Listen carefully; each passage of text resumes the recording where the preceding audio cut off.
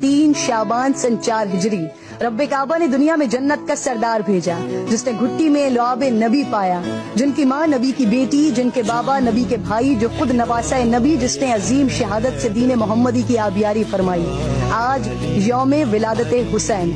حسین وہ جو شبیہ نبی ہے، حسین وہ جن سے رسول کریم کو جنت کی خوشبو آتی ہے، حسین وہ کہ جن کو ممبر پر مٹھائے بغیر صدیق اکبر خطبہ نہ دیتے، حسین وہ کہ جن سے عمر فاروق لکھوائیں کہ ہم آپ کے غلام ہیں،